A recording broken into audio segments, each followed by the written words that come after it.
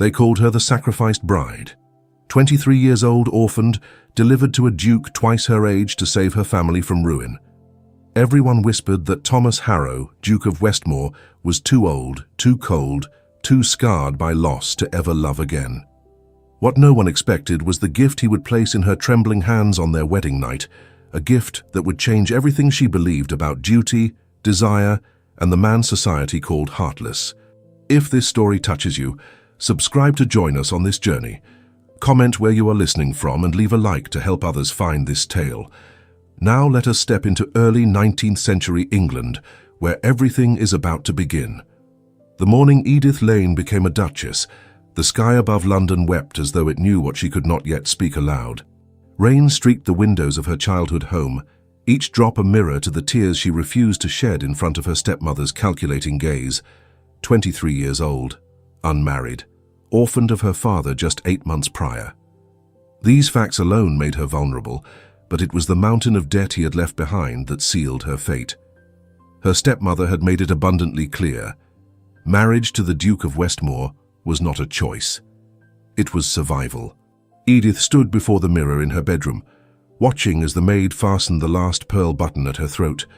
The wedding gown was beautiful, she supposed.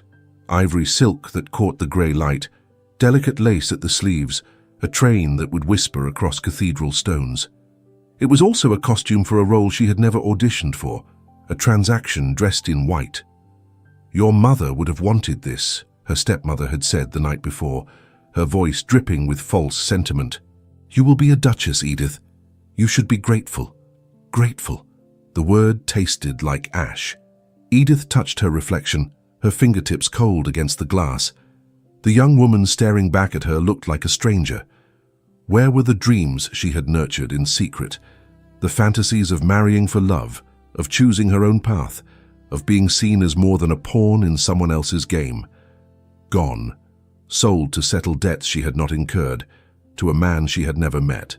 The carriage ride to the cathedral passed in a blur of grey streets and pitying glances from passers-by who somehow already knew. Word travelled fast in London society. The Lane girl marrying the Duke of Westmore. How desperate her family must be, how tragic for her. When the cathedral doors opened, the weight of 100 eyes fell upon her like stones. Edith forced herself to walk forward, each step echoing in the vast, cold space. The pews were filled with nobility, their faces a mixture of curiosity and cruelty. She heard the whispers, felt them like cuts across her skin. Poor thing, given to a man twice her age, the Duke of Westmore. So cold, they say. Hardly seems fair. She is pretty enough, but what good will that do her? He has not smiled in years. Edith kept her gaze fixed ahead, refusing to let them see her break. At the end of the aisle, standing beneath the arched stone and stained glass, was Thomas Harrow, the Duke of Westmore, her future husband. He was taller than she had imagined, broad-shouldered beneath his formal coat, his dark hair threaded with silver at the temples. 35 years old, the rumors said. A widower. A man marked by loss and wrapped in a reputation for coldness that preceded him like winter fog. But as Edith approached, what struck her was not cruelty in his face. It was exhaustion. His jaw was firm, his posture impeccable, but his eyes, dark and unreadable, held something she had not expected. Weariness. Perhaps even reluctance. He did not smile when she reached him. Neither did she. The ceremony began, words spoken by the bishop that felt hollow and distant, as though they were happening to someone else. Edith heard herself repeat vows she did not feel, promises she could not imagine keeping. Her voice sounded small in the enormous space, fragile against the stone and judgment.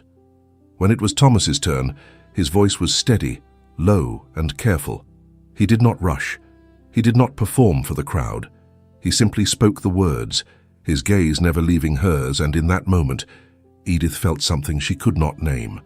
Not warmth, not affection, but something other than indifference. Then came the moment everyone expected. The moment a husband claims his bride with a kiss before God and society. Thomas did not move. Instead, he inclined his head with a respect so deliberate it silenced the whispers. He reached for her hand, his touch firm but not possessive, and raised it briefly to his lips in a gesture that spoke of duty, not desire. The crowd murmured, disappointed. Edith felt the ring slide onto her finger, cold and heavy, a shackle disguised as gold. It is done, she thought. I belong to him now. But Thomas released her hand as quickly as he had taken it, and when she looked up at him, she saw no triumph in his expression, only something that looked unsettlingly like sorrow. The bishop pronounced them man and wife. The congregation rose. The organ swelled with music meant to sound joyous but felt anything but. Edith walked back down the aisle on the arm of a stranger, the weight of the ring pressing into her finger, the eyes of London society boring into her back. Outside, the rain had softened to a mist. The ducal carriage waited, black and imposing, a pair of matched horses stamping impatiently. Thomas handed her inside with the same careful formality he had shown at the altar, then took his seat across from her, not beside her. The door closed. The carriage lurched forward. Silence filled the space between them, thick and uncomfortable. Edith stared at her hands, at the ring that marked her as his. She thought of the life she had imagined, the one where she would marry a man who looked at her with longing, who whispered promises in the dark, who chose her because he could not imagine living without her. That life was gone. In its place was this, a carriage rolling toward a future she had not chosen, beside a man who wore his title like armor. I will be nothing but another piece of his legacy, she thought bitterly, a duty fulfilled, a wife in name only. He does not want me. He never did. But then, as the city gave way to open countryside, she felt his gaze on her. Edith glanced up, expecting coldness or detachment. Instead, she found Thomas looking at her with an expression she could not quite read. His jaw was tight, his hand gripping the head of his walking stick with enough force that his knuckles had gone white. For a heartbeat, she thought she saw something flicker across his face. Pain. He looked away quickly, turning his attention to the window, but the image stayed with her. The Duke of Westmore, the man society called heartless, holding on to his composure with the same desperation she felt in her own chest. The carriage rolled on, carrying them both toward Harammore Hall, toward a life neither of them had asked for, toward something neither of them could yet see coming. The journey north stretched through afternoon into evening, the landscape growing wilder with each mile. Edith watched forests give way to moorlands, the rugged beauty of Yorkshire unfolding beneath a darkening sky. Thomas spoke only once, asking if she needed to stop. His voice was courteous, careful. She declined, and silence returned like a third passenger between them. She studied him when she thought he was not looking. The strong jaw, the restless fingers that drummed once against his knee before stilling, the shadows beneath his eyes that spoke of burdens carried alone. He was handsome, she realized, not boyish but weathered and solid, strength earned rather than inherited. But handsome or not, he remained the man who had purchased her future. As sunset painted the moors amber and rose, the carriage turned onto a long drive. Edith's breath caught. Harammore Hall rose before them like something from a ghost story. Ancient dark stone absorbed the fading light.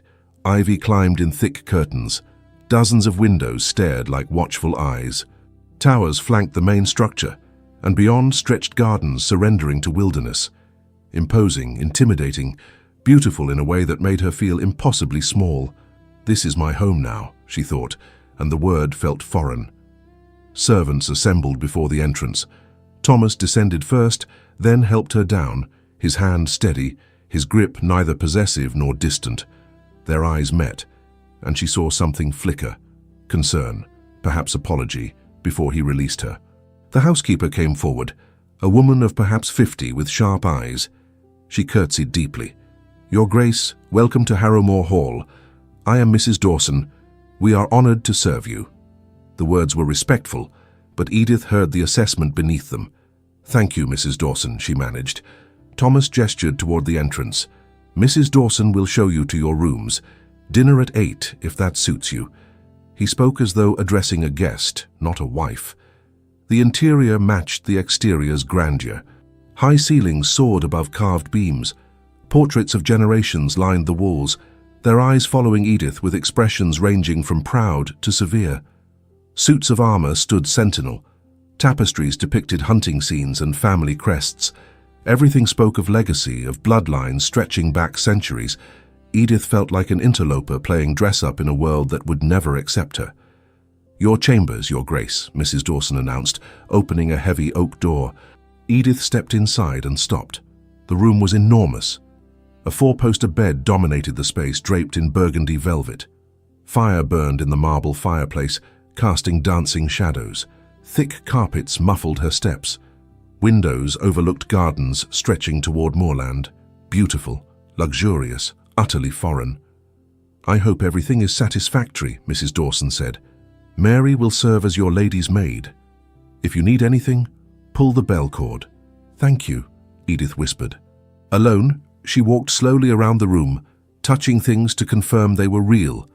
The silk bed curtains, the cool marble mantelpiece, everything perfect, everything cold. A knock startled her. A young maid entered. "Begging your pardon, Your Grace, but His Grace asked me to bring this." She held out a cloth bundle. Edith unwrapped it slowly. Inside lay a shawl of deep blue wool, carefully mended in places, clearly well loved. A note was pinned to it. "The evenings here grow cold even in summer. This belonged to my mother. I thought you might find it comforting. T.H." Edith stared at the words, then the shawl. His mother's. Something personal, meaningful. Not jewels to display wealth, but practical comfort offered with quiet thoughtfulness. She lifted it to her face and breathed in lavender and old wood and history. Something shifted in her chest, small but undeniable. Perhaps the Duke of Westmore was not entirely the cold stranger society claimed. When dinner came, Mary helped her into pale green silk. Edith wrapped the blue shawl around her shoulders and descended through corridors that felt less hostile now. Thomas stood by the fireplace, wineglass in hand. When she entered, his gaze went immediately to the shawl. Something eased in his expression. "I hope you found your rooms comfortable," he said, pulling out her chair himself. "They are beautiful," Edith replied. "Thank you. And thank you for the shawl. I'm glad it suits you." He took his seat across polished mahogany and silver candelabras. "My mother was fond of it. I thought it might help this place feel less like a stranger's house." The admission surprised her. She looked at him properly and saw what she had not expected. Uncertainty. The Duke of Westmore, master of this vast estate, was uncertain how to welcome his unwanted bride. Dinner progressed through courses Edith barely tasted. She watched Thomas more than her plate, the methodical way he ate, how he paused before speaking, weighing every word, how his eyes strayed to her occasionally, then away, like someone stealing glances at something they did not believe they had the right to observe. He asked about her journey, about London, keeping conversation safe and shallow. She answered politely, asking about Yorkshire, the estate, anything to fill awkward spaces. Neither spoke of the marriage. Neither acknowledged the strangeness of strangers sharing dinner as husband and wife. When the meal ended, Thomas stood. "I imagine you must be exhausted," he said. "Mrs. Dawson will see you back. I have correspondence to attend to." He was giving her escape, she realized. "Yes," she said quietly. "It has been a long day." "Indeed." He inclined his head. "Sleep well, Edith." Her given name in his low voice sent unexpected warmth through her. "Good night, Thomas." His eyes widened slightly, but he said nothing more. He simply bowed and left, footsteps echoing until silence swallowed them. Back in her chambers, Mary helped her prepare for bed. The four-poster loomed vast and cold, despite the crackling fire. "Will there be anything else, Your Grace?" "No, thank you, Mary." The maid curtsied and slipped out. Edith stood alone in wedding night chambers, wearing a nightgown meant for a bride, in a bed meant to be shared. But Thomas did not come. Minutes stretched into an hour, then two. The fire burned lower. The house settled with creaks and whispers. He will not claim his rights tonight, she thought, relief and confusion mingling. She should be grateful. She was grateful. And yet some small part wondered why. Was she so undesirable? Or was there something else at play about the man she had married? Edith was about to extinguish the lamp when she noticed something on the dressing table. A small box covered in midnight blue velvet. Her heart raced as she approached, bare feet silent on carpet. She had not heard anyone enter. The maid must have placed it while she bathed. With trembling fingers, Edith opened the box. Inside, cushioned on ivory silk, lay a single silver key. Edith stared at the silver key resting on ivory silk. The firelight caught its surface, making it gleam with unexpected significance. Her hands trembled as she lifted it. The metal was cool, surprisingly light, beautiful in its simplicity. No elaborate scrollwork, just polished silver with delicate etching near the bow. But what did it unlock?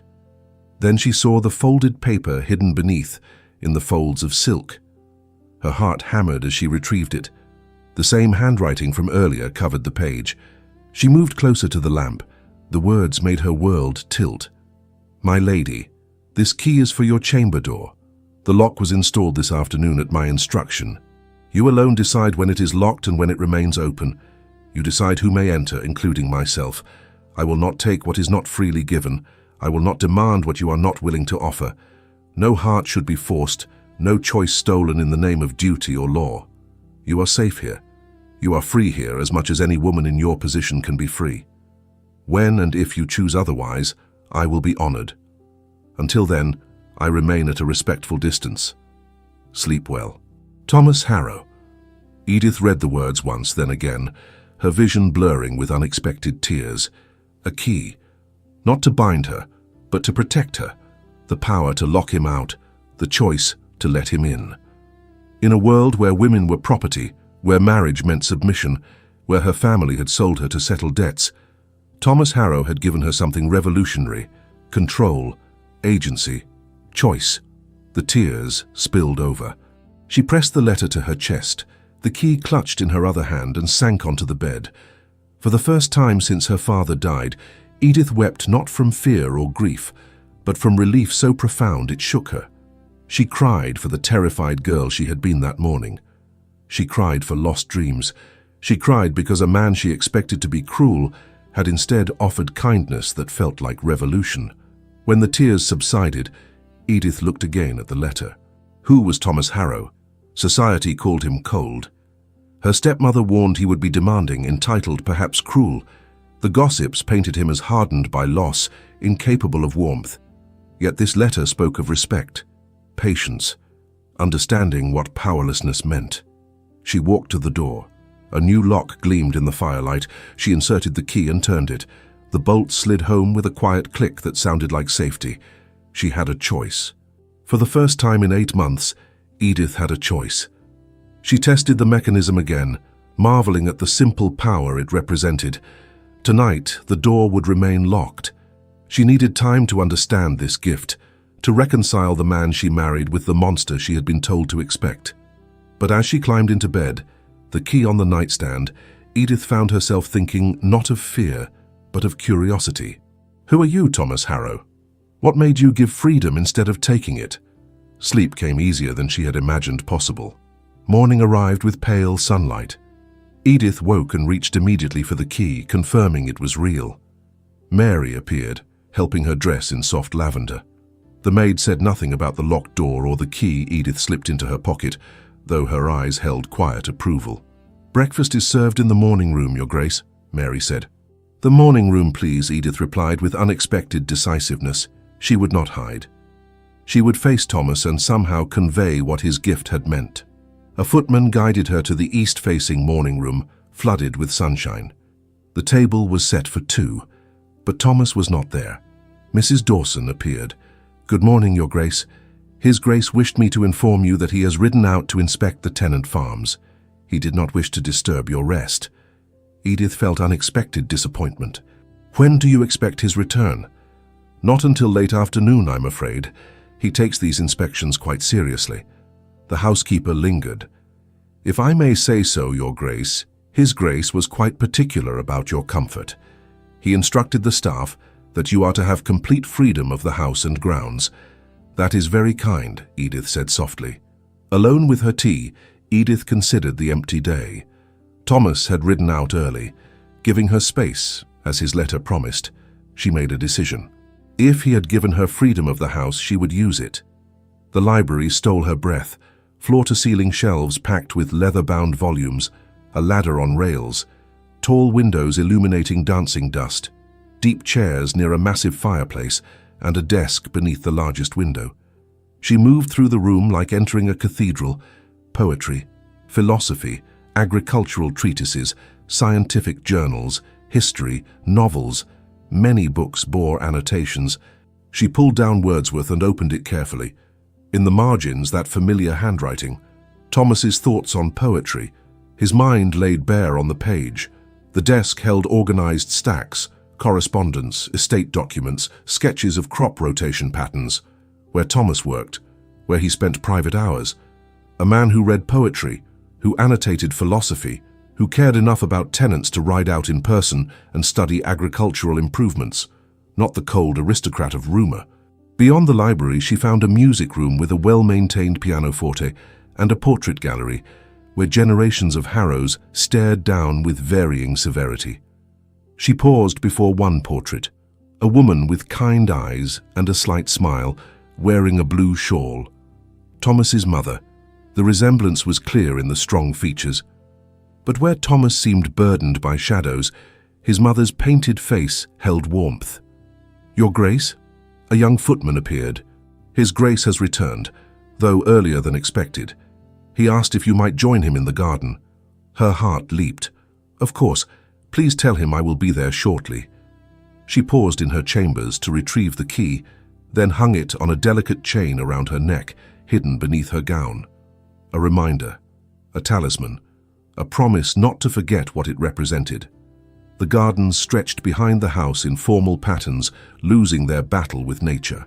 Edith found Thomas near a fountain, coat discarded, sleeves rolled as he examined a rosebush with focused attention. He looked up, and something shifted in his expression, relief, perhaps pleasure. "My lady," he said, straightening, "I hope you slept well." "I did," Edith replied, "better than I expected." Their eyes met, and she knew he understood, that she had found the key, read his letter, that it had mattered. "Thank you," she added quietly, "for your thoughtfulness." Thomas's jaw tightened, emotion flickering before he controlled it. "You need not thank me for common decency." "It was not common," Edith said firmly. "It was extraordinary." He looked away, uncomfortable, and gestured toward the gardens. "Would you care to walk? The grounds are rather overgrown. My mother was the gardener. Since her passing, I have not had the heart to replace what she created." "I think it is beautiful," Edith said, "like something wild being gently tamed, not brutally controlled." Thomas glanced at her sharply, hearing more in her words than intended. They walked in silence, and Edith felt the weight of the key against her chest. The man beside her remained largely a mystery, but with each revelation, the letter, the books, the gardens he could not change, she saw glimpses of someone unexpected, someone worth knowing. The days that followed established a pattern as delicate as morning frost. Edith and Thomas circled each other with careful courtesy, building something neither could yet name. Each morning, Edith found small tokens left outside her door, a book of poetry with a page marked, a single flower from the overgrown gardens. Once, a detailed map of the estate with walking paths traced in ink, and a note in his handwriting. "These routes are particularly beautiful at sunset." She never saw him leave these gifts. He was always gone before she woke, attending to estate matters or riding the moorlands, but each offering spoke of attention, of someone observing what might bring her pleasure. In return, Edith began leaving her own silent replies. A sketch she had drawn of the view from her window. A note thanking him for the book, with her thoughts on the marked poem. Small gestures that said, "I see you seeing me." They took tea together most afternoons in the winter garden, a glass-enclosed room where climbing roses fought for space against the panes. The conversations remained careful, topics chosen for their safety. "Tell me about Yorkshire," she would say, and he would speak of the moors, the changing seasons, the hardy people who farmed the difficult land. "What do you read?" he asked once, and she surprised herself by answering honestly about her love of history, of stories where people overcame impossible circumstances. His eyes had sharpened with interest. "You admire resilience." "I must," she replied quietly. "I have little choice but to cultivate it myself." Something passed between them then, an acknowledgement of the circumstances that had brought her here. Thomas looked away first, his jaw tight. "You are stronger than you know," he said, so softly she almost missed it. The estate itself revealed more about Thomas than any conversation could. Edith continued her explorations, and everywhere she looked, she found evidence of a man who carried his responsibilities with quiet dedication. The tenant cottages were well maintained, their roofs sound, their chimneys drawing properly. She learned from Mrs. Dawson that Thomas personally inspected each property twice yearly, arranging repairs before they became crises. He keeps a fund, the housekeeper confided one morning, for medical emergencies. If a tenant family faces illness, he ensures they have access to physicians without docking their rent. "That is uncommonly generous," Edith said. Mrs. Dawson's stern face softened. "His Grace is uncommonly decent, if I may say so. The staff here would walk through fire for him. He treats us as people, not furniture." Another piece of the puzzle that was Thomas Harrow. One afternoon, Edith discovered an observatory tucked into the West Tower. It was clearly a private space. The door had been closed but not locked. She pushed it open with hesitant curiosity. The circular room was dominated by a telescope pointed toward the skylights above. Star charts covered the walls, some printed, others hand-drawn with meticulous care. Books on astronomy filled a small shelf. A worn armchair sat beside a table scattered with notebooks. She picked up one notebook and opened it carefully. Pages of observations, calculations, sketches of constellations. The handwriting was the same that left her morning notes, but here it was, looser, more personal. Occasional thoughts interrupted the scientific notations. Mother always loved Cassiopeia. I see why now. Constant, unchanging when so much else shifts and fades. The stars do not judge. They simply are. Would that humans possessed such grace. Edith's throat tightened. Here was Thomas in his most private moments, seeking solace in the certainty of celestial movements, finding comfort in things beyond human cruelty and loss. "You have found my refuge." She spun, heart leaping. Thomas stood in the doorway, his expression unreadable. "I am sorry," she said quickly. "I should not have intruded." He shook his head, entering the room. "You are mistress of this house. Nothing is forbidden to you." "But this is yours," she protested. "Your private space." Thomas moved to the window, gazing out over the estate.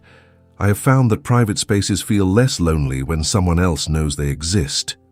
The admission hung in the air between them, vulnerable and honest. Edith replaced the notebook carefully. "You study the stars." "When I can sleep, which is not often." He glanced at her, something rueful in his expression. "The nights are long in this house." "Do you find peace here?" she asked. "Sometimes. The stars are predictable, constant. They follow laws that cannot be bent by title or wealth or expectation." He paused. "There is comfort in that." Edith understood. "I used to find similar comfort in books," she said. "Stories where the endings were already written, where I knew the heroine would survive her trials, and now I am living a story without knowing how it ends." Thomas turned fully to face her, his dark eyes serious. "That makes two of us, then." The moment stretched, charged with things neither could quite articulate. Then Thomas cleared his throat and gestured toward the telescope. "Would you like to see?" he asked. "The sky will not be clear until evening, but I can show you the charts, explain what I observe." Edith found herself smiling. "I would like that very much." They spent the next hour bent over star maps, Thomas's voice low and patient as he traced constellations, explained the movement of planets, shared the mythology behind the names. He stood close enough that she could feel the warmth of him, smell the faint scent of sandalwood and paper, and something uniquely him. When he reached across her to point out a particular notation, his arm brushed hers, and they both froze. The contact lasted only a heartbeat before he stepped back, but Edith felt it echo through her entire body. "Forgive me," he murmured. "There is nothing to forgive," she replied, and meant it. That evening, dinner felt different. The careful distance remained, but something had shifted beneath it.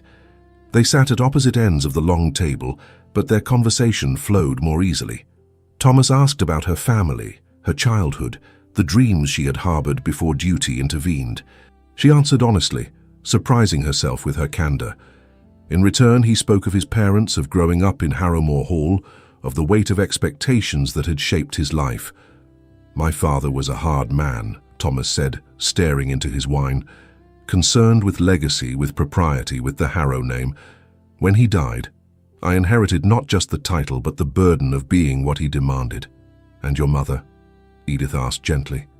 His expression softened. "She was warmth in a cold house. She gardened because she said life should grow, not just endure. When she passed 5 years ago, I lost the only person who saw me as Thomas, not as the Duke." Edith's chest ached for him. That must have been terribly lonely. It was.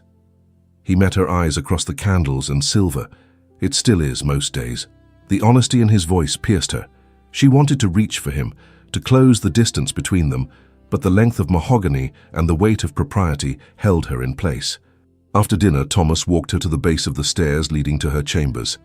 "Thank you for today," he said, "for seeing my observatory, for not mocking my fascination with things beyond this earth." "I would never mock something that brings you comfort," Edith replied. "We all need refuges from the expectations placed upon us." His hand lifted, as though he might touch her face, but he caught himself and let it fall. "Sleep well, Edith. And you, Thomas." She climbed the stairs, aware of him watching, until she disappeared around the corner. In her room, she stood before the mirror and touched the chain around her neck, feeling the key hidden beneath her gown. The door remained locked each night, but the barrier felt less necessary now, less like protection and more like habit. Thomas had not pressed, had not demanded, had given her time and space and small, careful pieces of himself. Who was this man who studied stars and tended tenants and carried loneliness like a stone in his chest? Edith was beginning to want to know everything. 3 weeks into their marriage, Edith woke to find a different kind of gift outside her door. Sheet music. Chopin, her favorite composer, though she had only mentioned it once in passing during tea. A note was tucked inside. "The pianoforte in the music room is yours to use whenever you wish. I would be honored to hear you play. T." She traced the words with her fingertips, warmth spreading through her chest. He listened. He remembered. He paid attention to details she barely recalled sharing. That afternoon, Edith made her way to the music room. Sunlight streamed through tall windows, illuminating the instrument that dominated the space. She had not played since leaving London, had not felt the freedom to claim anything in this house as truly hers. Until now. She settled onto the bench, arranged the music, and began to play. Her fingers were stiff at first, clumsy with disuse, but muscle memory returned. The notes filled the room, melancholy and beautiful, and she lost herself in the familiar comfort of creation. She did not hear Thomas enter, did not know he was there until the piece ended, and she looked up to find him standing in the doorway, his expression arrested, unguarded in a way she had never seen. "That was extraordinary," he said quietly. Edith felt heat rise to her cheeks. "I am out of practice. Then I cannot imagine how it sounds when you are not." He moved closer, stopping a respectful distance from the piano. "My mother used to play. I had forgotten how this room could feel alive with music. Would you like me to play something else?" The offer escaped before she could consider it too forward. "Please." He settled into a chair near the window, his long frame relaxing into the cushions. "Play whatever brings you joy." So she did. Piece after piece, some from memory, others sight-read from the music he had given her. She played while the afternoon light shifted and softened, while Thomas sat silent and attentive, his eyes never leaving her. When she finally stopped, fingers aching pleasantly, she found him watching her with an intensity that stole her breath. "Thank you," he said. "I have not felt this much peace in years." Something in his voice made her bold. "You are welcome here any time I play." His throat worked as he swallowed. "I would like that." The pattern shifted after that day. Edith played most afternoons, and Thomas appeared without announcement, settling into his chair by the window. Sometimes he brought correspondence to review, but mostly he simply listened. His presence a quiet comfort that made her music soar. They began taking longer walks through the estate. Thomas showed her the tenant farms, introduced her to families who regarded their duke with genuine respect rather than fear. She watched him discuss crop rotations with elderly farmers, admire children's accomplishments, Listen seriously to concerns about drainage or livestock. This was Thomas without the weight of title. Engaged, thoughtful, present. One afternoon, they walked to a meadow overlooking the moors. Wild grass rippled like water in the breeze, and the sky stretched endlessly above them. "This was my mother's favorite place," Thomas said. "She would come here to think, to escape the confines of the house." "It is beautiful," Edith replied, breathing in the scent of heather and earth. She said it reminded her that the world was larger than one estate, one title, one set of expectations. He paused, his gaze distant. "I think she felt trapped sometimes, despite loving my father." "The role of Duchess can be a gilded cage." Edith heard the question beneath his words. "Is that how you feel?" she asked gently. Thomas turned to her, and for once his careful control slipped. "I do not want that for you. I never wanted that for you." His voice roughened with emotion. "You deserve choice, Edith. You deserve to be courted, to be wanted for yourself, not bartered like property." The admission hung between them, raw and honest. "And what did you deserve, Thomas?" she asked, stepping closer. He looked startled by the question. "I deserved nothing. I accepted a marriage arrangement, same as countless men before me. But you did not have to be kind. You did not have to give me that key, or respect my boundaries, or leave me poetry and flowers." She was close enough now to see the flecks of gold in his dark eyes, close enough to feel the heat radiating from his body. "You could have been cruel and been within your rights. Why were you not?" Thomas's hands clenched at his sides, as though restraining himself from reaching for her. "Because I know what it is to be powerless," he said roughly. "My father controlled every aspect of my life until he died. I swore I would never do that to another person, especially not to someone bound to me by law. So you gave me freedom. I gave you what I wished someone had given me." The vulnerability in his voice pierced her. Without thinking, Edith reached up and touched his face, her palm against his jaw, feeling the scratch of stubble and the heat of his skin. Thomas froze, his breath catching audibly. His eyes closed as though her touch caused pain and pleasure in equal measure. "Edith," he whispered, "you do not have to—" "I know," she interrupted. "I know I do not have to. That is why I choose to." His eyes opened, searching hers with desperate hope. "What are you saying?" "I am saying that I see you, Thomas Harrow. Not the Duke, not the title. You. And what I see is worth knowing, worth choosing." The words seemed to break something in him. His hand came up to cover hers where it rested against his face, pressing it closer as though to memorize the sensation. "I do not deserve your kindness," he said hoarsely. "Perhaps we both deserve more kindness than we have received." They stood like that, hands joined, breath mingling in the space between them. The world narrowed to this moment. The meadow, the sky, the man whose loneliness matched her own. Thomas pulled back first, though his hand lingered on hers. "We should return before dark," he said, voice carefully controlled once more. But as they walked back to the house, he offered his arm and she took it. The contact was proper, appropriate, but Edith felt the tension in his muscles, the awareness humming between them. That evening, Thomas appeared at her door, the first time he had done so since their wedding night. "May I come in?" he asked, and there was uncertainty in his voice that made her heart ache. "Of course." She stepped back, allowing him entry. He crossed to the window, hands clasped behind his back. "I wanted to apologize if I overstepped today, if my words or actions made you uncomfortable." "They did not," Edith said firmly. "Thomas, look at me." He turned, and she saw the fear in his eyes.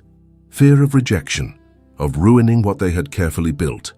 "I am not uncomfortable," she continued. "I am grateful for your honesty, for your kindness, for treating me as though my choices matter. They do matter." His voice was fierce now. "You matter, Edith, more than you know." The air between them thickened with unspoken feeling. Edith's heart hammered against her ribs, the key heavy against her chest. "Will you have tea with me tomorrow morning?" she asked. "Not afternoon. Morning. Before you ride out." A slow smile transformed his face, making him look younger, lighter. "I would be honored." After he left, Edith stood in the center of her room, fingers pressed to her lips, pulse racing. The door was still locked, but for the first time, She wondered what might happen if she opened it. Not tonight. Not yet.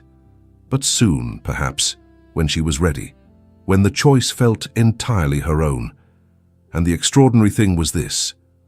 Thomas would wait. Would respect whatever decision she made, even if that decision was never.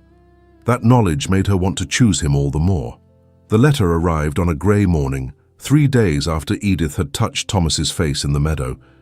She recognized her stepmother's handwriting immediately, and dread settled in her stomach like a stone. Mrs. Dawson brought it with breakfast, her expression carefully neutral. "From London, Your Grace." Edith waited until she was alone to open it. The words were exactly what she had feared. "My dear Edith, I trust you are settling into your new role. Remember that your duty extends beyond mere presence. The Duke will expect an heir, as is customary. Do not be foolish or sentimental about such matters. Your family's security depends upon your success in this marriage." Your stepmother Edith crumpled the letter, anger and shame warring in her chest. Even here, hundreds of miles away, her stepmother's voice reached out to remind her that she was a transaction, a broodmare, a tool for securing wealth and position. The words poisoned what had been a peaceful morning. When Thomas appeared for their now customary morning tea, she could not hide her distress. "What has happened?" he asked immediately, setting down his cup. "You are troubled." "A letter from London," she said tightly. "Nothing of consequence." "Edith." His voice was gentle but firm. "We have been honest with each other thus far. Please do not stop now." She handed him the crumpled paper, watching his face darken as he read. When he finished, his jaw was set like granite. "This is unconscionable," he said quietly, rage vibrating beneath his controlled tone. "To reduce you to such terms, to presume to instruct you on matters that are deeply personal." "She is only saying what society expects," Edith interrupted bitterly. "What you are entitled to expect as my husband." Thomas stood abruptly, moving to the window with rigid shoulders. "I have never expected such things from you. I thought I had made that clear." "You have," she said, "but the world does not care what arrangements we have made privately. They see a marriage without an heir and assume failure. Assume I am failing."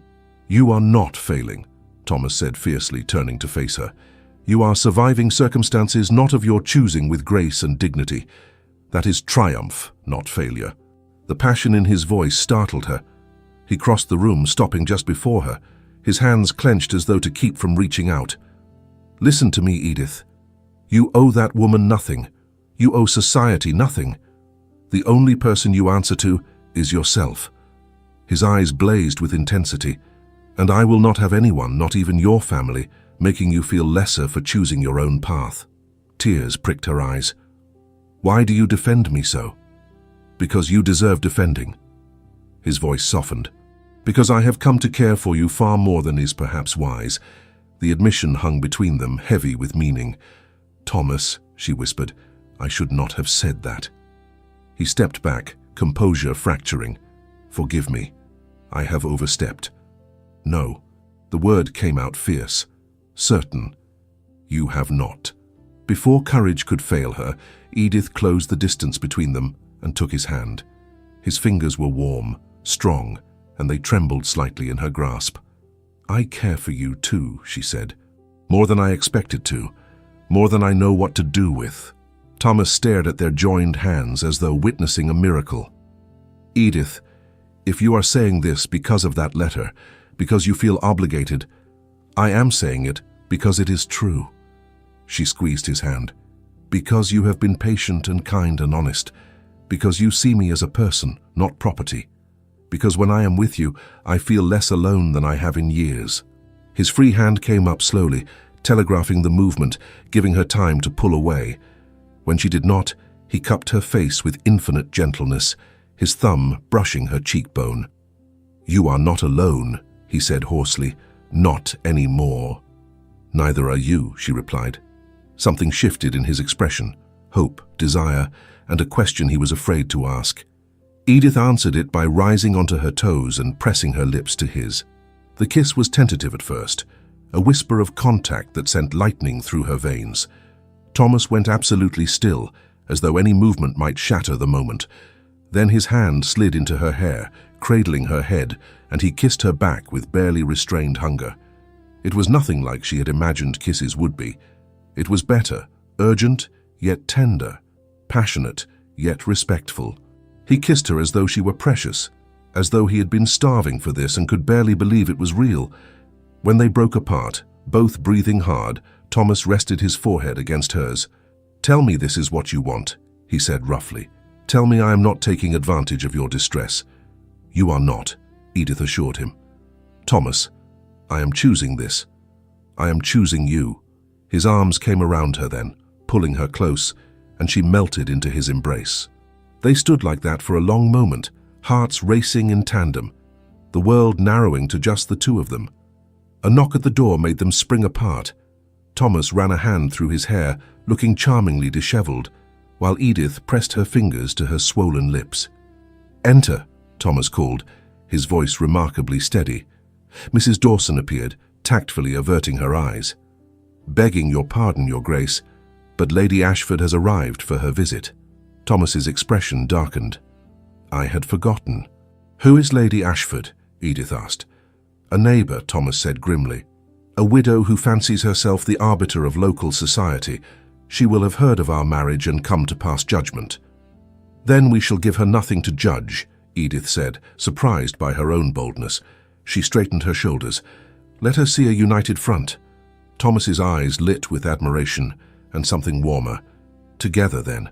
They descended to the drawing room where Lady Ashford waited, a woman of perhaps 45, elegant and sharp-eyed, her smile not quite reaching her gaze. "Your Grace," she said to Thomas, then turned to Edith with barely concealed assessment. "And the new Duchess. How charming.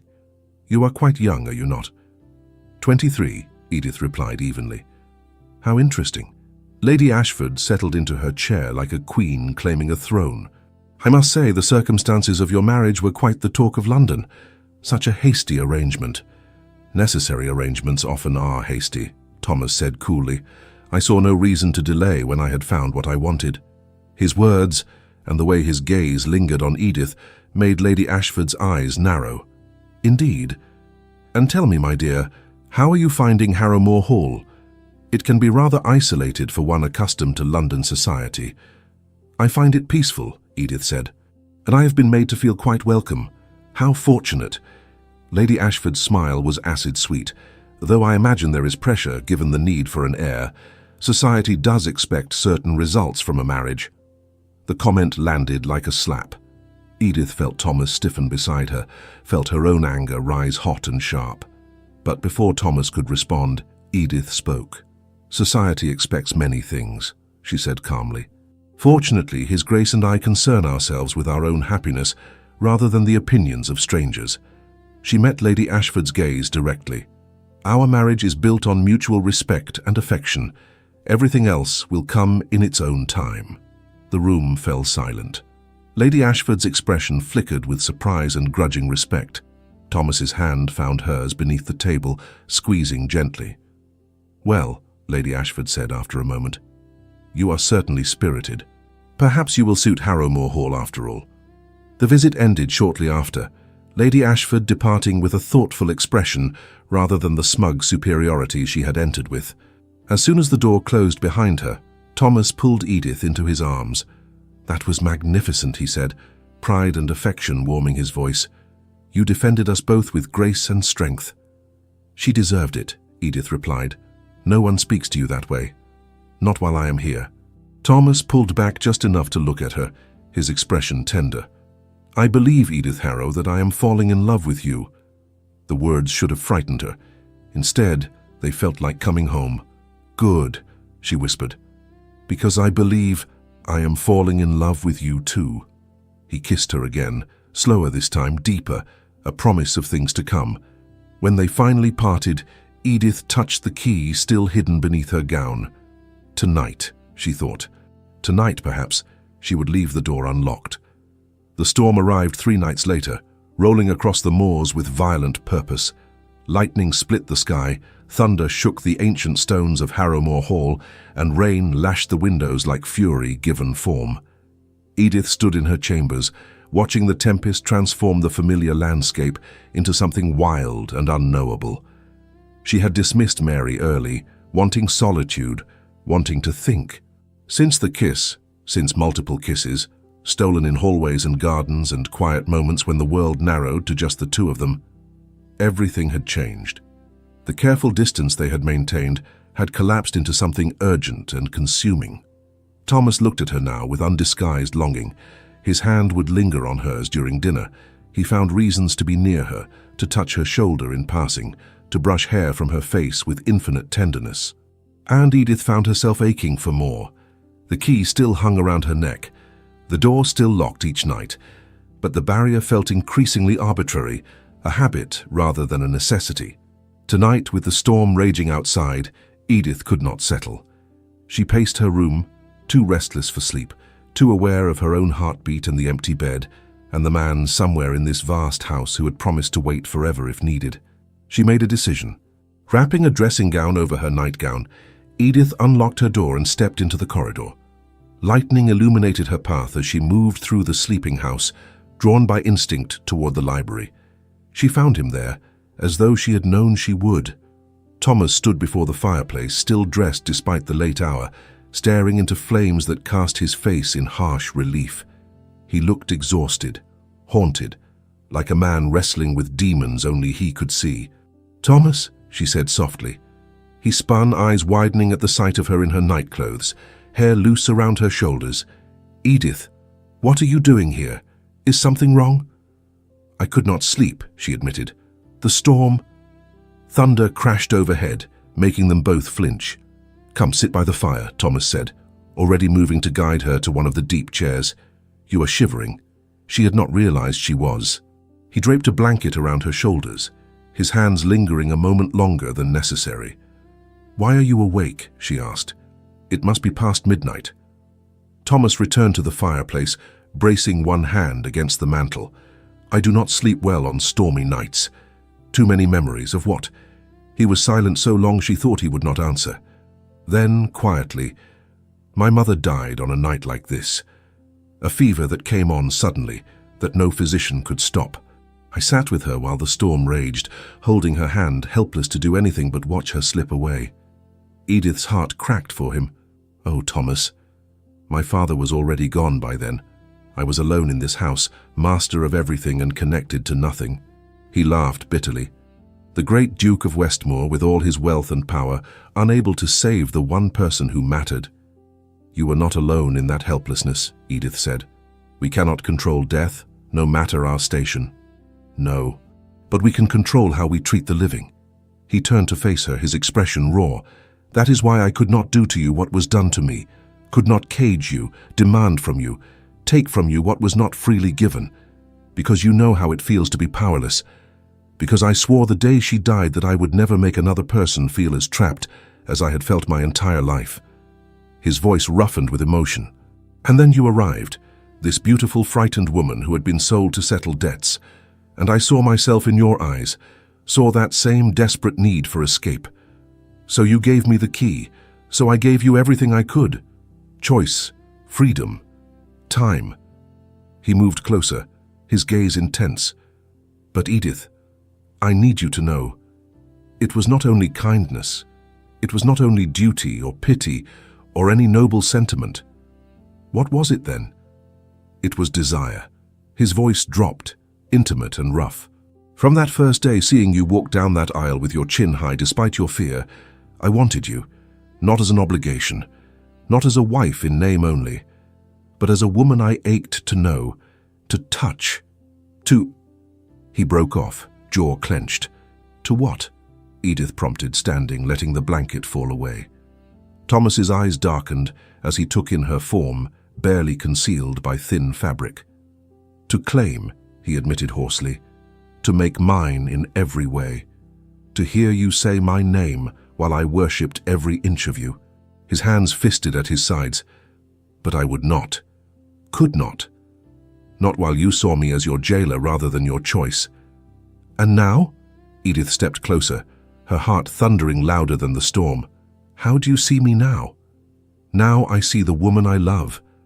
The woman I want so desperately I can barely breathe when you are near. The woman who has every right to leave this room and return to her locked door, and I would honor that choice, even as it destroyed me. Edith closed the remaining distance between them, placing her hands on his chest, feeling his heart race beneath her palms.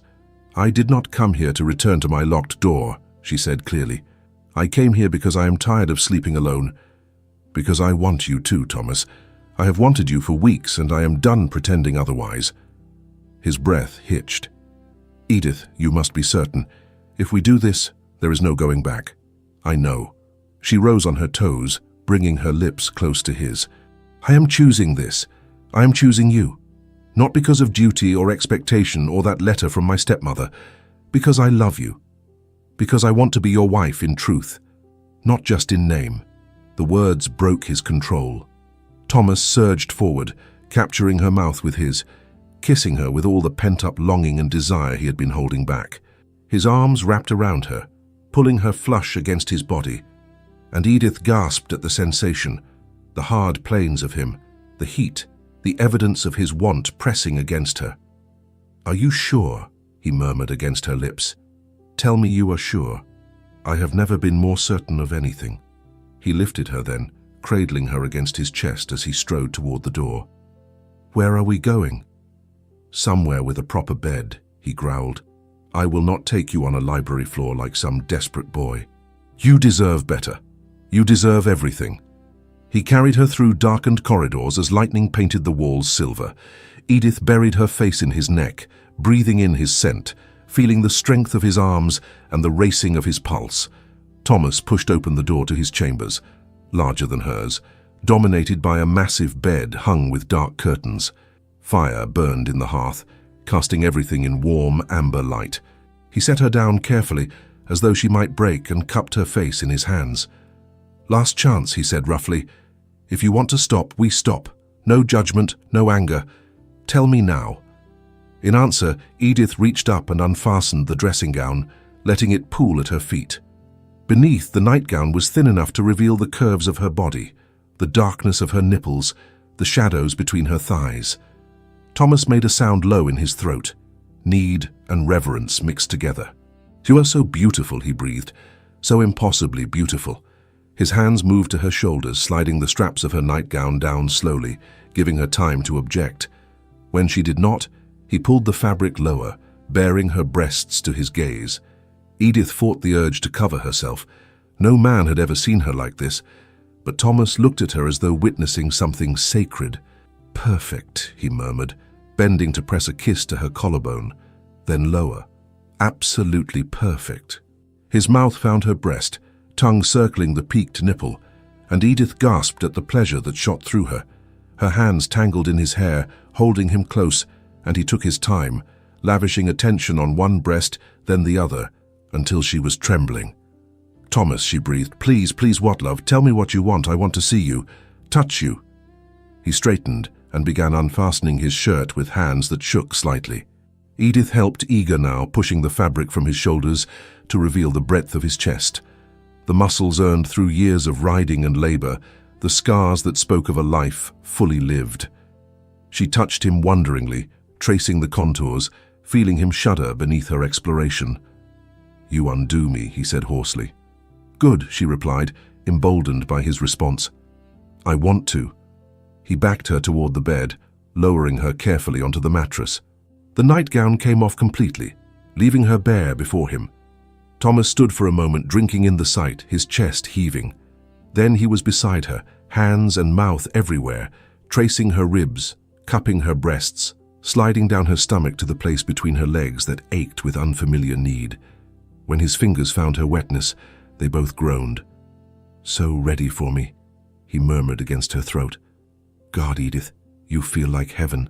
He touched her with expertise born of experience and patience, learning what made her gasp, what made her arch into his hand. The pleasure built slowly, inexorably, until Edith was writhing beneath him, desperate for something she could not name. "Thomas, please, I know, love. I know what you need."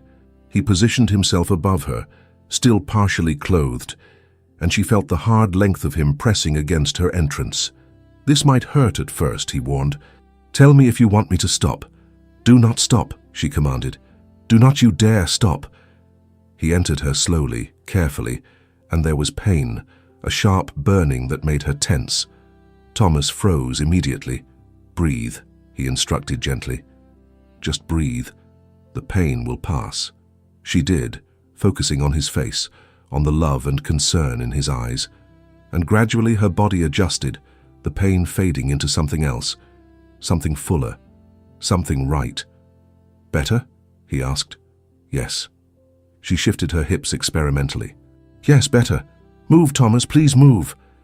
He did, slowly at first, watching her face for any sign of discomfort, but there was only pleasure now, building with each thrust, each slide of his body within hers. They found a rhythm together, urgent and primal, and Edith understood finally why people called this union. They were no longer two separate beings, but something merged and whole. When the pleasure crested, breaking over her in waves that stole her breath and scattered her thoughts, she cried his name. Thomas followed moments later, his own release accompanied by a groan that sounded like prayer and triumph combined. After, they lay tangled together, hearts slowing, bodies cooling. Thomas pulled her close, pressing kisses to her temple, her cheek, her lips. "I love you," he whispered. "I will love you until the stars burn out and the world ends." "I love you too," Edith replied, tracing his jaw with gentle fingers. "My choice, my husband, mine, yours," he agreed, "always yours." Outside, the storm still raged, but inside Thomas's chambers, wrapped in his arms with the key no longer needed between them, Edith had never felt safer or more cherished. This was freedom, this was choice, this was love. Edith woke to sunlight streaming through unfamiliar windows, and the warmth of Thomas's body curved around hers. His arm lay draped across her waist, his breath stirring the hair at her temple, and for a moment she simply existed in the perfection of it, the quiet morning, the man she loved, the choice she had made. She shifted slightly, feeling the pleasant ache in her body that spoke of the night's intimacy. Thomas stirred immediately, his arm tightening around her. "Good morning," he murmured, his voice rough with sleep and affection. "Good morning," she replied, turning in his embrace to face him. In the morning light he looked younger, the lines of care and loneliness smoothed away. His hair was disheveled from her fingers, his jaw darkened with stubble, and his eyes held a tenderness that made her heart swell. "How do you feel?" he asked, genuine concern in his voice. "Are you in pain?" "A little sore," she admitted, "but happy. So incredibly happy." Relief flooded his expression. "I worried I might have hurt you." "I tried to be gentle, but—" "You were perfect," Edith interrupted, pressing a finger to his lips. "Last night was perfect. You are perfect." He captured her hand and kissed her palm, the gesture intimate and possessive. "I have never felt anything like that," he confessed. "The connection, the trust, the way you gave yourself to me. Edith, I have been with women before, but this was different. This was love," she supplied. "This was love." "Yes." He pulled her closer, burying his face in her hair. "Love changes everything." They stayed like that for a long while, wrapped in each other in the morning quiet, until a knock at the door shattered the peace. "Your Grace?" Mrs. Dawson's voice carried clear disapproval. "Breakfast is ready when you are." Thomas groaned. "The world intrudes already." "Let it," Edith said, surprising herself with her boldness. "Let them all know. I am not ashamed of where I spent the night or who I spent it with." He pulled back to look at her, admiration and desire mingling in his gaze. "You are extraordinary, do you know that?" "I am beginning to believe it," she replied. After they dressed, Thomas in fresh clothes, Edith in the nightgown and dressing gown she had worn from her room, they descended to breakfast together. The staff's carefully neutral expressions spoke volumes. They knew. Of course they knew. But instead of shame, Edith felt pride. She had chosen this, had chosen him. And she would not hide that choice. Over tea and toast, Thomas reached across the table and took her hand openly, a gesture he had always avoided in front of the servants before. "Move your things to my chambers today," he said. "I will not have you sleeping apart from me again." "What will people say?" Edith asked, though she was already nodding. "Let them say what they wish. You are my wife, my duchess, and I love you too much to pretend otherwise for the sake of propriety." "Then yes," she agreed. "I will move my things." Mrs. Dawson appeared in the doorway, her stern expression cracking into something almost like approval. "Very good, Your Grace. I will have Mary begin immediately." The household shifted around them, accommodating this new reality. Edith's belongings were transferred to Thomas's chambers, now their chambers. The staff smiled more openly. The house itself seemed lighter, as though freed from the weight of two people living separate lives under one roof. That afternoon, Thomas found Edith in the library, surrounded by books she was cataloguing for her own amusement. "Come with me," he said, offering his hand. "I want to show you something." She took his hand without hesitation, and he led her up to the observatory. The afternoon sun streamed through the skylights, illuminating the star charts and telescopes. "Tonight," Thomas said, moving to adjust the instrument, "there will be a clear sky. I want to show you the stars properly. Not just charts and theories, but the real thing." "I would love that," Edith said. He turned to her, and the expression on his face made her breath catch. "I want to share everything with you now. My work, my passions, my fears, my hopes. I have spent so long keeping people at a distance, but with you, you do not have to," she finished. "Distance feels impossible now. Impossible and undesirable." He crossed to her, pulling her into his arms. "I find I cannot keep my hands off you." "I have the same affliction," Edith admitted, rising on her toes to kiss him. The kiss deepened quickly, hunger rekindling despite the night they had shared. Thomas's hands roamed her body with growing confidence, and Edith melted into his touch, amazed at how natural this felt, how right. "We should stop," Thomas murmured against her mouth, even as his hands continued their exploration. "It is the middle of the afternoon. Is that against some rule?" Edith asked breathlessly. "Probably." He grinned, that rare expression transforming his face. "But I find I do not care." "Then do not stop," she commanded. He lifted her onto the desk, scattering star charts, and positioned himself between her thighs. They came together with less urgency than the night before, but no less passion, learning each other in daylight, exploring what brought pleasure, what made the other gasp or moan or clutch desperately. Afterward, disheveled and flushed, they rearranged their clothing and attempted to restore some semblance of dignity. "I cannot believe we just did that," Edith said, laughing breathlessly. "I can," Thomas replied, kissing her soundly. "And I intend to do it again. Often. In every room of this house, if you will allow it." "Scandalous," she teased. "Delightfully so." He tucked a loose strand of hair behind her ear. "You have awakened something in me I thought long dead. Joy. Hope. The desire to live rather than merely exist." "You have given me the same," Edith said seriously. "You saved me, Thomas, not just from an unhappy marriage to someone cruel, but from a life where I had no power, no choice, no voice. You gave me all of those things. We saved each other," he corrected gently. "I was drowning in loneliness before you arrived. Now I have a reason to wake each morning, to hope for the future, to believe in happiness." They spent the rest of the afternoon together, sometimes talking, sometimes in comfortable silence, sometimes stealing kisses that threatened to escalate into more. The estate could run itself for a day, Thomas declared. Today belonged to them. That evening, true to his word, Thomas brought her back to the observatory after dark. He positioned her before the telescope and adjusted it carefully. "Look," he instructed. Edith peered through the lens and gasped. Stars filled her vision, impossibly bright and close, clusters and nebulae she had never imagined existed. "It is beautiful," she breathed. Thomas stood behind her, his arms coming around her waist, his chin resting on her shoulder.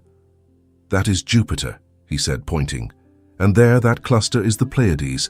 The ancient Greeks called them the Seven Sisters." "Tell me their story," Edith said. So he did, spinning myths and legends while the stars wheeled overhead, his voice low and intimate in the darkness. Edith leaned back against him, feeling the solid warmth of his body, the steady beat of his heart, the quiet contentment of being exactly where she belonged. When they finally retired to their shared chambers, Thomas undressed her slowly, reverently, as though unwrapping something precious. They made love again, slower this time, savoring each touch, each kiss, each whispered endearment. "I love you," Thomas said as they lay tangled together afterward. sweat cooling on their skin. "I will spend every day of my life ensuring you never regret choosing me." "I could never regret this," Edith replied, tracing patterns on his chest. "You are the best thing that has ever happened to me, Thomas Harrow, the absolute best." He kissed her forehead, her cheeks, her lips.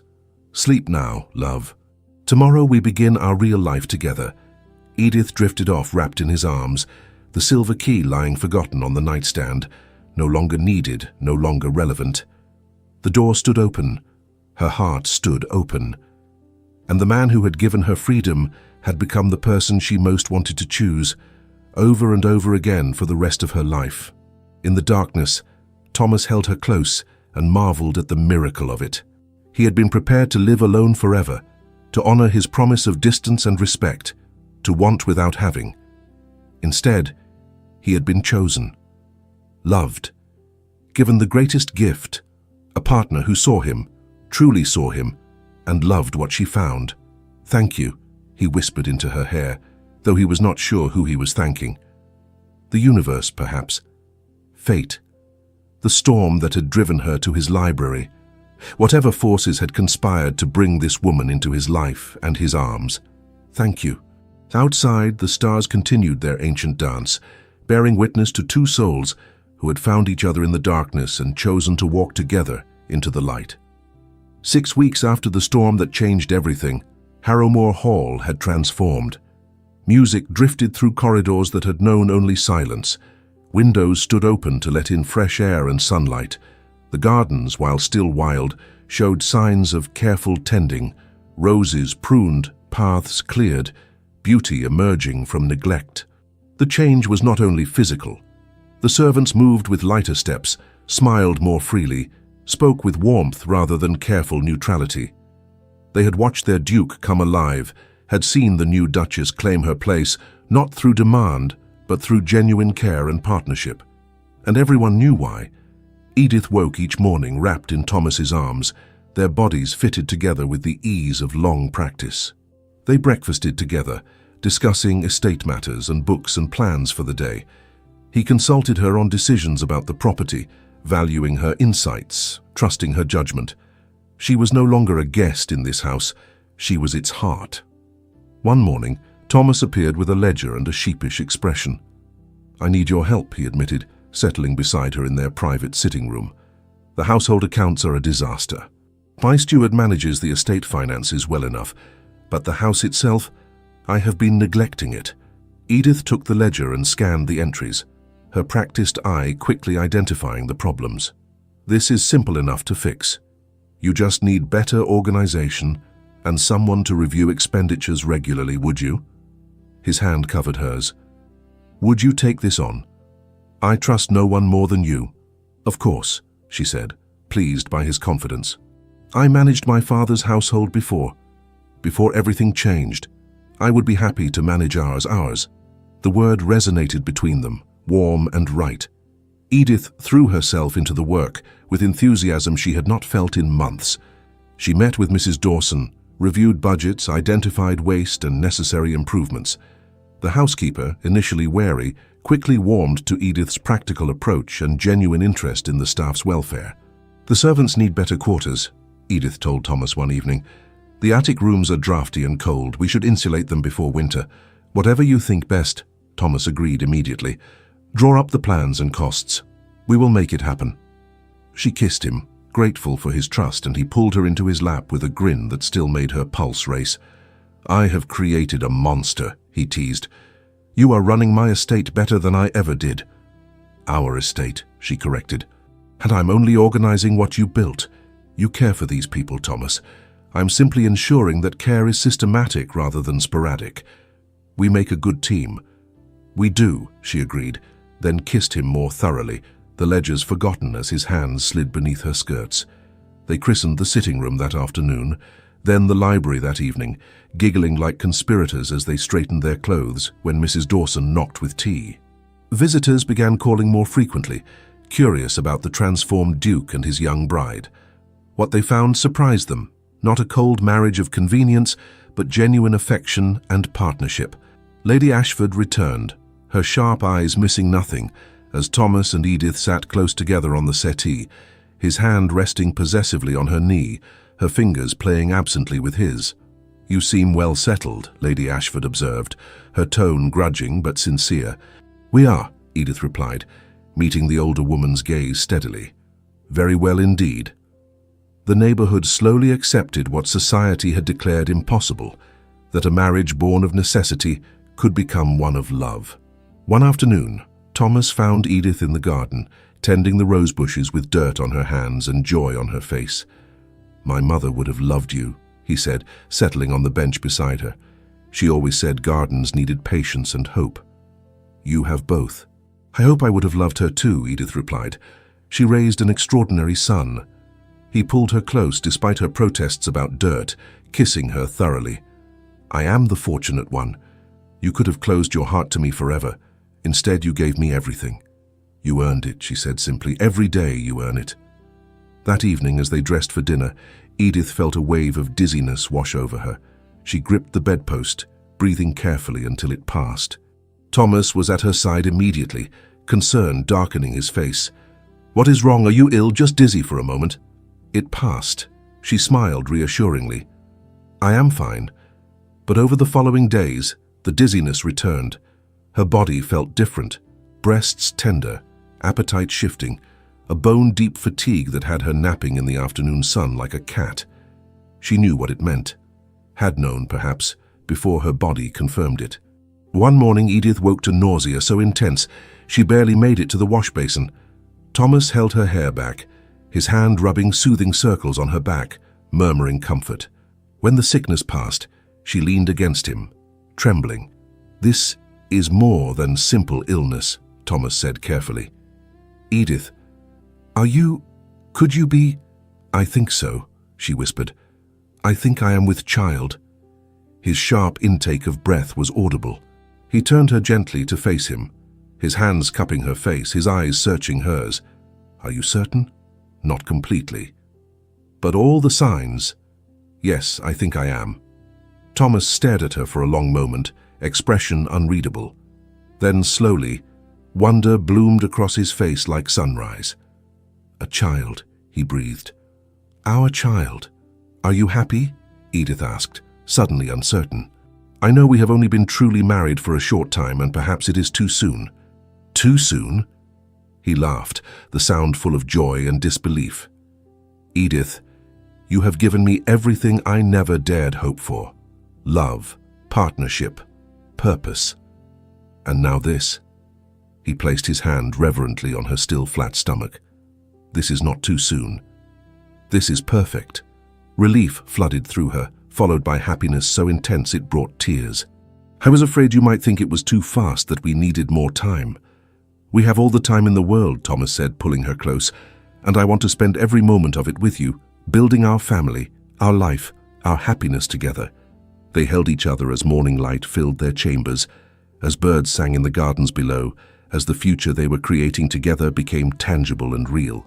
Later, after a physician confirmed what they already knew, Thomas became almost comically protective. He hovered, worried about her lifting anything heavier than a teacup, insisted she rest constantly. "I am with child, not dying," Edith protested with amused exasperation. "Women have been doing this since the dawn of time." "Not my woman," Thomas replied stubbornly. "Not carrying my child. You will rest and eat properly, and let me take care of you." "You already take care of me," she said softly. "Every day in 1,000 ways. Then I will take care of you in 1,001 ways," he countered, kissing her forehead. They told the staff together, and the household erupted in genuine celebration. Mrs. Dawson actually smiled, a rare sight that made Thomas laugh. The cook prepared Edith's favorite foods. The maids treated her like precious porcelain. That evening they sat together in the winter garden where they had taken so many afternoon teas. Thomas's hand rested on her stomach, his expression one of wonder. "I cannot believe this is my life," he said quietly. "Months ago, I was alone, resigned to loneliness, going through the motions of existence. Now I have you, and soon we will have a child, a family." "You were never meant to be alone," Edith said. "You were meant for this, For love, for fatherhood, for happiness? You just needed someone to see past the armor you wore. You saw me, he said. When everyone else saw the cold Duke, you saw Thomas, the man beneath the title. And you saw me, she replied, not as property or obligation, but as a person worthy of choice and respect. We saved each other, Thomas said, echoing words from weeks before. We did, Edith agreed. And now we build something new, something beautiful. He kissed her as the sun set beyond the windows, painting their future in shades of gold and rose. In his arms, with his child growing inside her, surrounded by a home that finally felt alive, Edith understood what she had not believed possible on her wedding day. This was happiness. Real, lasting, chosen happiness. And it was only the beginning. 3 years later. Autumn painted Harammore Hall in shades of amber and crimson, the gardens now lovingly restored under Edith's careful direction. The wild beauty remained, but tamed with purpose. Roses climbed trellises, herb gardens flourished near the kitchen, and a new maze delighted visitors who came regularly now to visit the Duke and Duchess of Westmore. Inside the library, where everything had truly begun, Edith sat in the window seat with a book open on her lap, though she was not reading. Instead, she watched her daughter toddle across the carpet toward her father. Catherine Rose Harrow, named for Thomas's mother, had arrived on a spring morning 2 years prior with her father's dark eyes and her mother's determined spirit. At 18 months old, she ruled Harammore Hall with the absolute authority only a beloved child could command. "Papa," she cried, stumbling into Thomas's waiting arms. He caught her easily, lifting her high until she shrieked with delighted laughter. "There is my girl," he said, settling her on his lap. "Have you been helping Mama read?" "Read," Catherine agreed enthusiastically, though her version of reading involved mostly turning pages and pointing at pictures. Edith watched them together, her heart so full it ached. Thomas had transformed even more dramatically than the house, the shadows gone from his eyes, laughter coming easily, his entire being radiating contentment. He caught her gaze and smiled, that private smile reserved only for her. "What are you thinking?" he asked. "That I am impossibly happy," she replied honestly, "that I never imagined life could be like this." "Neither did I." He shifted Catherine to one arm and reached for Edith's hand. "Come here." She moved to sit beside them, and Thomas pulled her close, their daughter between them, a perfect unit. "This," he said quietly, "is everything I never knew I needed. You, Catherine, this life we have built." "Do you remember the day we married?" Edith asked. "How miserable we both were." "I remember thinking I was trapping you," Thomas said, "that I was no better than your stepmother despite my intentions. The guilt nearly destroyed me, and I remember thinking you would be cold and cruel, that I would spend my life as an ornament in a cage." She touched his face, the gesture as natural now as breathing. "We were both so wrong." Catherine squirmed, demanding down, and they released her to toddle toward her toys. The moment of adult conversation would be brief. Parenthood had taught them to see such moments when they came. Thomas stood and walked to the desk, retrieving something from a drawer. When he returned, he held a familiar object, the silver key on its delicate chain. "I found this in your jewelry box this morning," he said. "Do you remember what it represents?" "Freedom," Edith replied immediately. "Choice, the beginning of everything." He pressed it into her hand, closing her fingers around it. "Keep it," he said, "not as a reminder of what you needed protection from, but as a symbol of what we chose. Every day we choose each other. Every day we choose this love." Tears pricked Edith's eyes. "We do," she whispered, over and over. "We choose this." A knock at the door interrupted the moment. Mrs. Dawson appeared, her stern expression long since softened into something approaching fondness. "Begging your pardon, Your Grace, but Lady Ashford has arrived for tea. Shall I show her to the winter garden?" "Please," Edith said. "Tell her we will join her shortly." After the housekeeper departed, Thomas helped Edith stand, his hand lingering on her waist. "Are you feeling well?" he asked. "You have been tired lately." Edith smiled, placing her hand over his on her stomach. "I am well." "Very well indeed." His eyes widened with understanding. "Edith, are you—" "I think so," she confirmed. It is early yet, but yes, I believe we will have another child." Joy transformed his face. The same wonder he had shown the first time. Another blessing, he breathed, another gift. They held each other while Catherine played at their feet, while afternoon sun streamed through the windows, while the life they had built together expanded to hold even more love. Later, after tea with Lady Ashford, who had become an unlikely friend and ally, after Catherine had been put down for her nap, Thomas and Edith walked through the gardens hand in hand. They stopped at the meadow where Edith had first touched his face, where vulnerability had cracked open something neither of them could deny. "Do you ever regret it?" Thomas asked suddenly. "Choosing this life? Choosing me?" "Never," Edith said fiercely. "Thomas, you gave me everything, not just comfort or security, but agency, voice, the right to be myself. How could I regret that?" "I gave you a key," he said. "You gave me a reason to live." "We gave each other freedom," Edith corrected. "You freed me from fear and powerlessness. I freed you from loneliness and resignation. We saved each other." He pulled her close, kissing her forehead, her cheeks, her lips. "I love you, Edith Harrow. More with each passing day. And I love you," she replied. "My choice. My husband. My home." They walked back to the house as the sun began to set, painting Harammore Hall in shades of gold. Inside, their daughter would wake and demand their attention. The estate would require decisions. Life would continue its gentle demands, but they would face it all together, not as strangers bound by obligation, but as partners bound by love and choice, and the simple miracle of having found each other in the darkness. Years later, when Catherine was old enough to understand, Edith would tell her daughter the story of the silver key, would explain that love built on freedom and respect and choice was the strongest kind, would show her that even arrangements born of necessity could transform into something beautiful if both people chose to see each other as human first, always. And Catherine would carry that lesson forward, as would her younger siblings, who would arrive in due time, filling Harammore Hall with laughter and love and the sound of a family that chose each other daily. The silver key remained in Edith's jewelry box, a relic of darker times and the beginning of light. She would take it out sometimes, running her fingers over the smooth metal, marveling at the journey it represented, from transaction to partnership, from duty to desire, from cage to freedom, from loneliness to love. Thomas had given her a key when he could have taken everything. In return, she had given him her heart when she could have remained forever closed.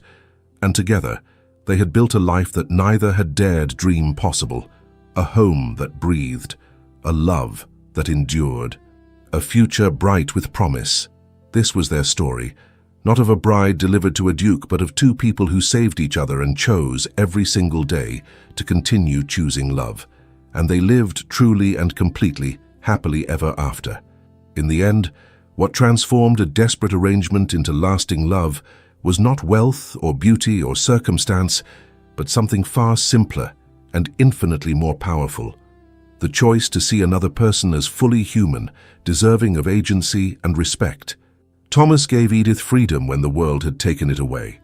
Edith gave Thomas purpose when loneliness had hollowed him out. And together, they proved that love need not begin with passion to end in devotion, that sometimes the strongest foundations are built on respect, patience, and the courage to be vulnerable.